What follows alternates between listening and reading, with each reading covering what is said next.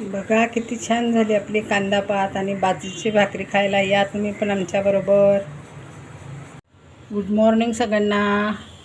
कसे आहात सगळे? चला तर मग आज आपण कांद्याची पात करते मी आज. आणि ही भाजी खाल तुम्ही ना तर एक भाकरी खात असाल तर 2 भाकरी खाल तुम्ही, इतकी टेस्टी लागते.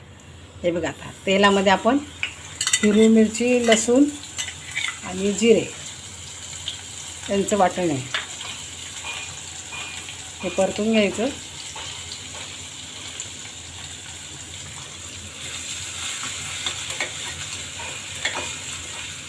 त्याचा कच्चापणा गेला. साधी सोपी आणि एकदम छान भाजी, खूप टेस्टी.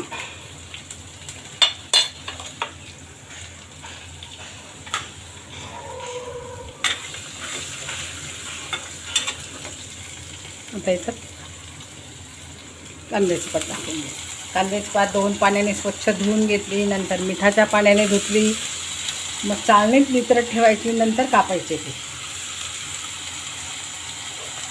ह्या दिवसात खूप माती असते ना, पावसाळा चालू आहे, सगळ्याच भाज्यांना माती असते.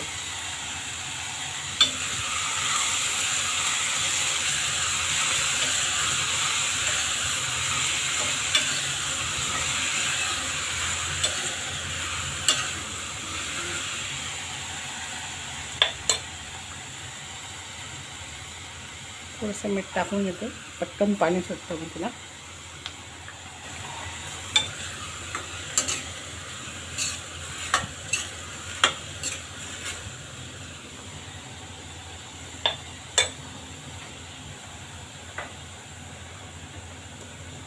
तर 1 मिनिट आपण झाकून ठेवू तिला.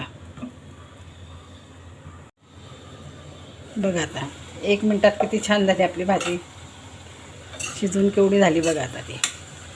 आता याच्यामध्ये आपण शेंगदाण्याचा कूट टाकून घेऊया.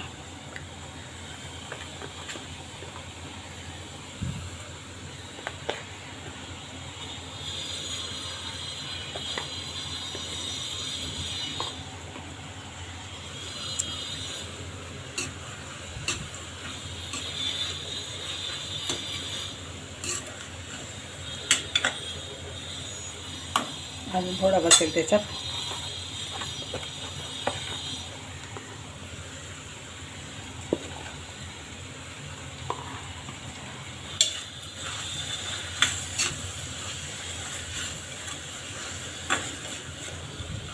आता हिला झाकायचं नाही, झाकली तर मग तिचा कलर डल होतो, मग हिरवीगार दिसली पाहिजे आपल्याला.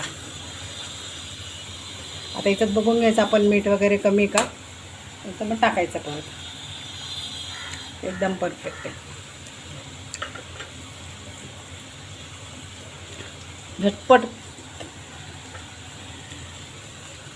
5 मिनिटात होणारी भाजी. टिफिनला द्यायला पण 5 मिनिटात होते.